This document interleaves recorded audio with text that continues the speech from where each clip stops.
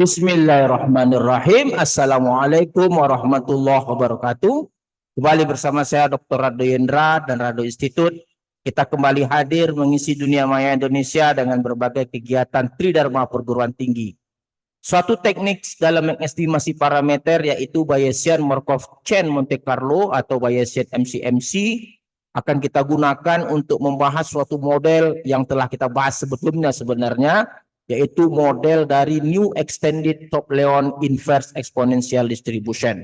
Apa itu model New Extended Top-Leon Inverse Exponential Distribution? Silakan masuk ke Rado Institute, karena telah kita bahas sebelumnya dengan menggunakan coding yang didesain oleh Rado Institute maupun coding yang didesain oleh Artificial Intelligence.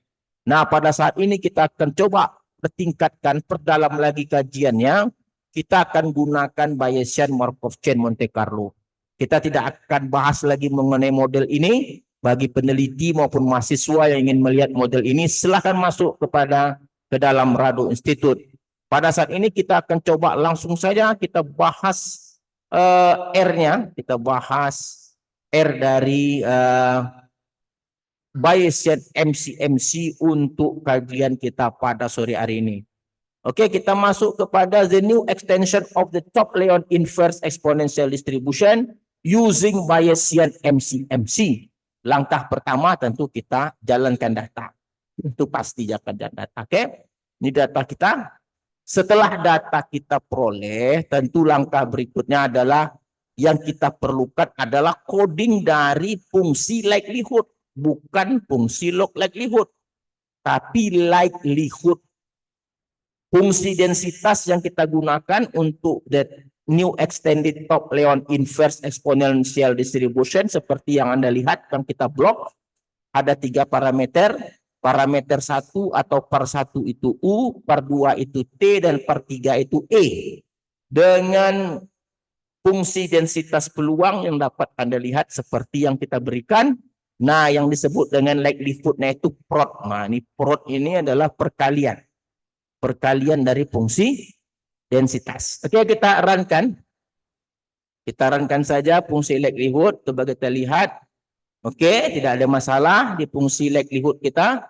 Lalu kita mulai proses dari Markov-Chain Monte Carlo dengan memberikan parameter 1 itu atau U nilai awalnya 3,5. 1,25 untuk nilai awal parameter T atau parameter 2.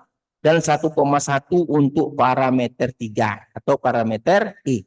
Dengan iterasi sebanyak 10.000 iterasi, dengan nilai A, dengan nilai error untuk parameter 1 atau parameter U, ini error untuk parameter T atau parameter 2, ini error untuk parameter 3 atau parameter E.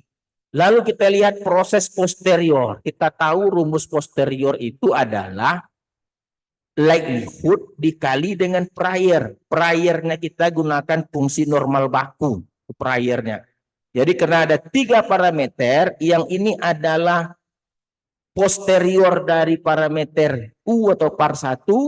Ini adalah posterior dari parameter T atau parameter 2. Ini adalah posterior untuk parameter E atau parameter 3. Kita coba akan jalankan dari proses Markov-Chain Monte Carlo ini sebanyak 10.000 kali iterasi. Lalu kita nanti akan cek bagaimana trace plot dan posterior density plotnya itu bagaimana, nanti kita cek. Kalau kita simak dengan kajian-kajian sebelumnya, terdapat 2 hal yang sangat menarik dalam mengestimasi parameter ini, yaitu menggunakan teknik maksimum likelihood dan Bayesian MCMC. Maksimum likelihood kita tahu berhubungan erat dengan konsep matematik yang tinggi, karena kita akan menurunkan fungsi likelihood, log likelihood, maksimum log likelihood. Lalu kita akan berhubungan dengan konsep-konsep dari metode numerik, apakah itu Noether-Raphson dan seterusnya.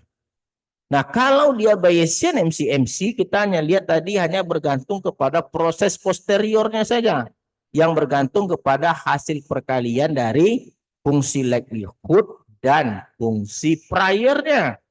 Prior dalam konteks riset-riset lain menggunakan gamma, tapi kita gunakan normal baku kita gunakan. Oke? Karena alasannya asumsinya kita bisa menyatakan semakin besar iterasi akan memerlukan suatu nilai yang banyak. Tentu kalau banyak dia menuju normal. Oke, telah selesai proses iterasi kita coba lihat density plot dan posterior density dan trace plotnya. Nah, ini dia trace plot untuk parameter alpha atau parameter 1. Parameter 1 kita gunakan nanti namanya alpha. Ini trace plot untuk parameter 2 rho, dan ini trace plot untuk parameter 3 C. Kita lihat di sini cukup baik untuk kalau banyak lagi iterasinya saya rasa ini lebih baik lagi. Kalau banyak iterasinya saya rasa ini tentu akan menjadi sangat baik lagi. Nah, kita coba lihat. Ini adalah parameter-parameter yang dilaksanakan hingga 10.000 iterasi. Untuk posterior density, nanti kesimpulan posterior nilai parameter itu kita ambil berada pada paling puncak. Nah, paling puncaknya ini posteriornya nanti. Ini parameter alpha di antara 1 dan 2. Ini parameter rho di antara 0 sampai 10. Dan ini parameter posterior, parameter C di antara 1,5 sampai 2. Untuk memastikannya kita ambil perwakilan dengan nilai median saja.